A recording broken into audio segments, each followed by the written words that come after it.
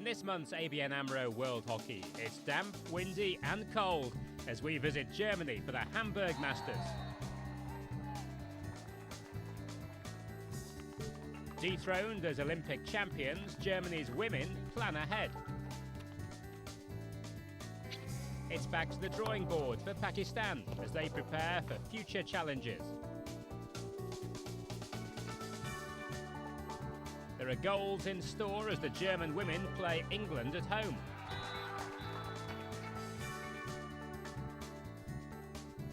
Dutch striker Marilyn Agliotti talks about her unusual success story. And some action from the USA's inter-college women's hockey.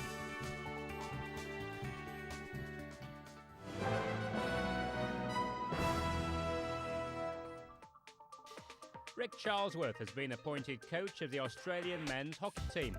Charlesworth boasts of a golden run with the Aussie women's team, winning back-to-back Olympic gold medals in '96 and 2000. Meanwhile, Frank Murray has been retained as coach of the Hockey Roos. India's hockey administration has decided to opt for a foreign coach for the men's side. While appointing former international Harendra Singh as the interim coach, MK Kushik stays on as the women's team coach. And finally, New Zealand veteran Bevan Hurry has announced his retirement from international hockey, along with goalkeeper Paul Woolford and midfielder Gareth Brooks.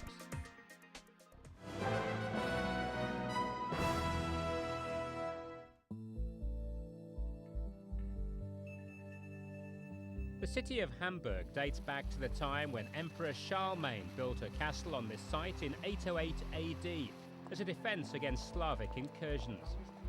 Since then, it's become one of Germany's largest cities and also boasts one of the largest ports in Europe. But we're here for hockey, more specifically the Hamburg Masters. This four-nation tournament, hosted by the Uhlenhorster Club, had Pakistan, Malaysia and Belgium competing with the newly crowned Olympic champions Germany in a round-robin format. Game 1 saw Pakistan taking on Belgium, and it was the Asian side that drew first blood through Shafkat Rasool. Belgium, resting all but three of their Olympic teams, soon drew level through Tom Boone. But their joy was short-lived as Kashif Ali made it 2-1 going into the break. And they continued to dominate after the break, scoring twice in quick succession to take a comfortable 4-1 lead.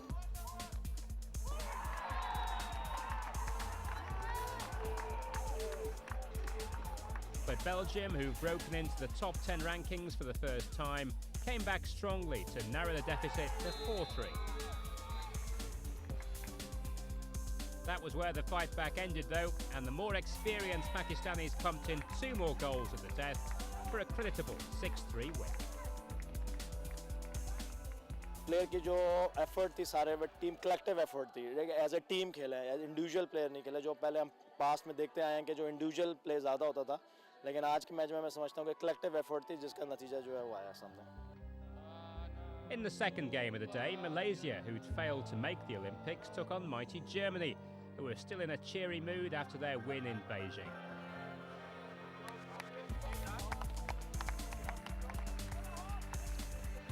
In a low-key encounter, it was the hosts who drew first blood, with local boy Maritz Förster doing the honours. Malaysia, though, refused to be overawed, and a stunning counter-attack finished off in style by Selvaraju earned them a draw. But the Germans weren't unduly perturbed.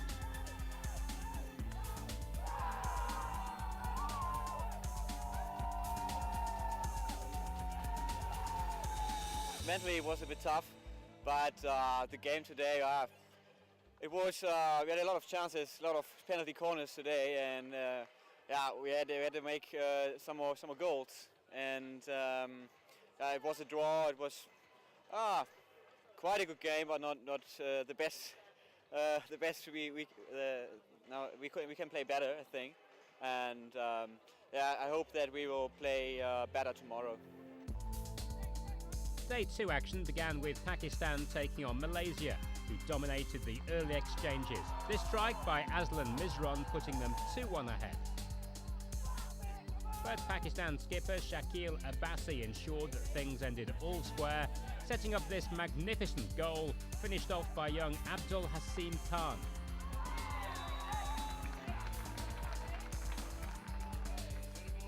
Stung by the draw against Malaysia, Germany, resting more than half their Olympic squad, were looking for a big win against Belgium. But it took till the 33rd minute to break the deadlock.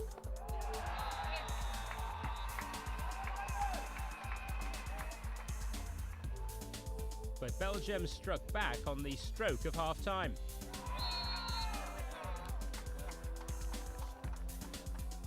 The hosts, though, came back and dominated the second half. This goal from Florian Wirtz sealing a 3-1 win.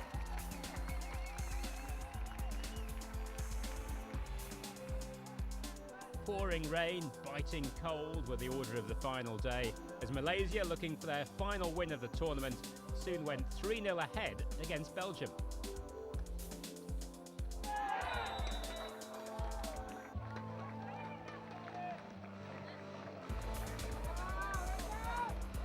The young European team pulled one back immediately after the break through Gautier Bokar. But Malaysia were rampant in the rain, and Mohamed Salahin restored the 3-goal cushion in the 43rd minute.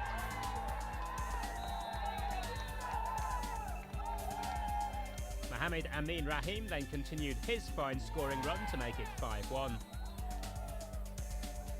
Needing to win by at least 4 goals to have a shot at the title if the final game ended in a draw, the Malaysians pumped in one more to win 6-2, much to the delight of coach Sajid Singh.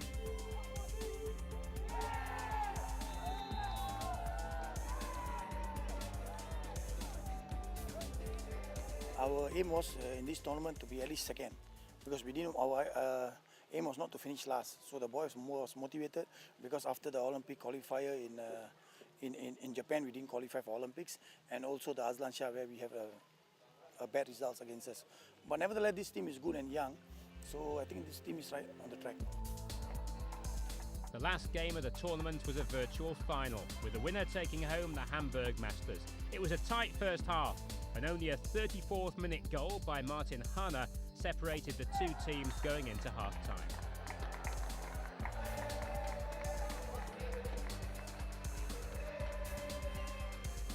In the second half, though, things changed dramatically. The hosts piled on the pressure.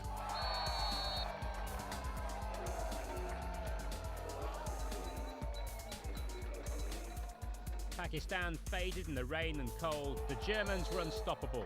Jan-Philipp Rebente making it 3-0. Young Tobias Leitz then added one more.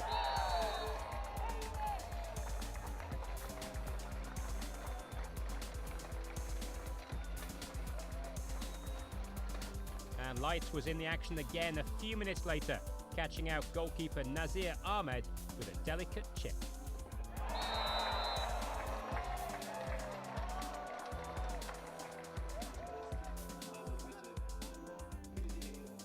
Pakistan did manage a consolation goal in the 68th minute through Shakil Abbasi. But it was Germany who had the final word. Their skipper, Sebastian Beidelak, rounding off a resounding 6-1 victory to end a fantastic year on a winning note. So, Belgium finished bottom of the Hamburg Masters, Pakistan third, Malaysia runners-up, but it's the Olympic and world champions Germany who celebrate at the end, earning grudging praise from their coach. Yeah, well, it was not world champion performance in the end, but my young team, they performed well, and especially in the second half, with nice combinations, beautiful goals. Yeah, and Pakistan not really working hard to come back into the game, so it was easy to play. So a familiar sight at the end, German celebrations.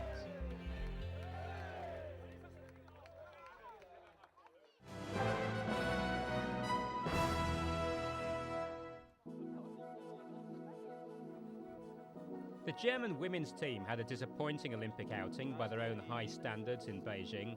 Defending the title they won in Athens, the team, led by Marion Rodewald, lost a close semi-final to China and eventually finished fourth. Now coach Michael Behrmann is already looking ahead. of course, we were very disappointed, especially the team, and we worked very hard the last 2 years for the Olympics, and yeah, but I think we had some things to improve for the next 2 years, for the next World Cup, and yeah, we will work on it, and we started with it in the next month. I think we have to improve, especially with the penalty corners. So I think we were not on top level. The next thing is, yeah, I think we played some good, interesting tactics, but maybe we need some more time to get more experienced with it, that all the players are feeling good with it. Yeah, so I think maybe the Olympics was just 1 year too early for us, but yeah, we go on. Despite the disappointment of the Olympics, Behrman is clear he doesn't want to make wholesale changes to the team. And whilst most of the other teams will be looking to rebuild, he's banking on experience to get his team results in the near future. It's a hard job to stay in the top 3 or top 4, and a lot of nations are coming closer. But well, we have to see the next month what happened in the other nations. Are there some players retiring? So it's always a change, and it's always a new team. And yeah, I hope that I can hold my team together for the next 2 years, and I think then we will try to reach the final in Argentina. With the next big challenge still a way off, the German women are looking to take some time off before ploughing into the new season with renewed vigour. For us, it's the most important tournament next year is the European Cup, where we have to qualify for the World Cup. So it's the top 3 of Europe, and yeah, of course the Champions Trophy in Melbourne is also in Sydney. It's also good aim for the players, and yeah, then we have the World Cup in Argentina. I think that will be a tremendous tournament with a lot of spectators for women's hockey. While the short-term aim is the European Championship next August, there's no doubt as to the long-term goal. I will take the next step to the World Cup. I think that could be a good aim for the older players as well. I think they don't want to finish with a 4th place. Everybody wants to finish with a good result. So yeah, I hope I will have some talk with the players the next days, and yeah, we have to bring some new players. But if we lose all the experienced players, then we are not strong enough for the top 4. For the likes of superstars like Natasha Keller, a medal at the 2010 World Cup would be a fitting end to a great career.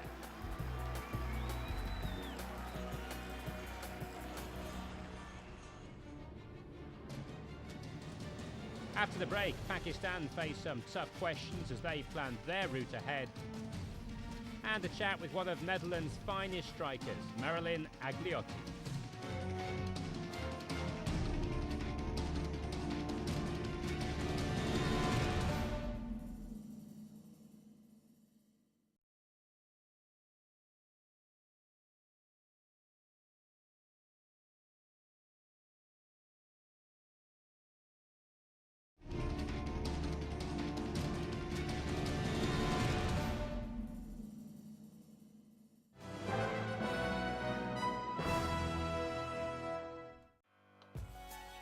Pakistan's Olympic disaster has been cause for much soul-searching within their team. The 3-time gold medalists finished 8th in Beijing, their worst position ever. In reaction to that, veterans Rehan Butt, Mahabir Saklain, Zishan Ashraf and Salman Akbar have been shown the door, and the team that came to Germany for the Hamburg Masters comprised mainly the juniors. मेरे लिहाज से तो जी youth पे करना चाहिए, क्योंकि अब हमें टीम बनानी चाहिए जो कम से कम वर्ल्ड कप जो होगा 2010 में, उसके लिए हमें टीम बनानी चाहिए। उसके बीच में तो ये है कि एक्सपेरिमेंट्स होने चाहिए, ये पार्टिसिपेशन जो भी है, ये ट्रेनिंग टूर ज़रूर होने चाहिए। लेकिन अब वो लड़के लेने चाहिए जो कम से कम वर्ल्ड कप तक और उसके बाद ओलंपिक्स तक भी जो ना वो 3-4 साल तो कम से कम ज़रूर खेल सकते हैं। Now the dust has settled, Pakistan are working on some long-term plans to set things right. With the emphasis on youth crime on the agenda, the Hamburg Masters provided a perfect opportunity to test their young hopefuls against top-notch sides like Germany. हमारी क्योंकि team रीबिल्डअप हो रही है, तो young लड़के इनके junior world cup की तैयारी भी हो रही है। कुछ सीनियर जूनियर मिक्स करके ले आए हैं ताकि जूनियर्स को अच्छी प्रैक्टिस मिल जाए। ये 4 नेशन अच्छा टूर्नामेंट है कि इनको प्रैक्टिस के लिए अच्छा टूर्नामेंट मिल गया। मैं समझता हूँ इनके आगे जो अच्छी प्रिपरेशन होगी, क्योंकि पहली दफ़ा जर्मनी और बेल्जियम के खिलाफ खेल रहे हैं, तो इनको टफ मैचेस मिलेंगे, इनको आगे अच्छी तैयारी होगी वर्ल्ड कप के लिए। The 2010 World Cup is on their mind, and the search is on for players who will fit into the plans to make Pakistan a fitter, stronger unit. देखें अभी हमारी फेडरेशन मेहनत कर रही है इस बारे में एकेडमीज़ अभी बनी है पाकिस्तान में 11-12 एकेडमी बनी है तो इंशाल्लाह आने वाले वक्तों में 4-5 साल में इंशाल्लाह हमें अच्छे लड़के मिल जाएंगे अभी हमारे पास अच्छे लड़के हैं टैलेंट की पाकिस्तान में कमी नहीं है लेकिन ये है कि उस टैलेंट को जो है ना जिस तरह हीरे को चमकाने के लिए ज्वारी के पास होता है इस तरह उस टैलेंट को ऊपर लाने के लिए हमें जो है ना वो एकेडमीज़ या इस तरह के छोटे जो है ना ग्रास रूट लेवल पे हमें जाना पड़ेगा With a foreign coach being considered for the national team, Pakistan seem to be opening their doors to a scientific approach to the game. The frequent changing of coaches has been a feature of teams from the Indian subcontinent. There's hope that this will change now. Her management के अपनी जो है ना styles होता है और लड़के भी इस तरह चेंज होते हैं तो मैं समझता हूँ कि प्रॉपर एक मैनेजमेंट को जो है ना 2 से 3 साल का टाइम देना चाहिए ताकि एक बड़े इवेंट तक वो एक अच्छी टीम तैयार कर सके नई मैनेजमेंट का भी प्रोग्राम यही है कि जिसको भी अभी वो देंगे वो लॉन्ग टर्म प्लानिंग होगी और जब लॉन्ग टर्म प्लानिंग होगी तो मैनेजमेंट को फिर पूछा भी जा सकेगा कि जी आप क्या कर रहे हैं आपकी परफॉर्मेंस ख़राब क्यों हुई है With the Asia Cup in the coming year and a World Cup qualification spot at stake, Pakistan have their work cut out in times to come.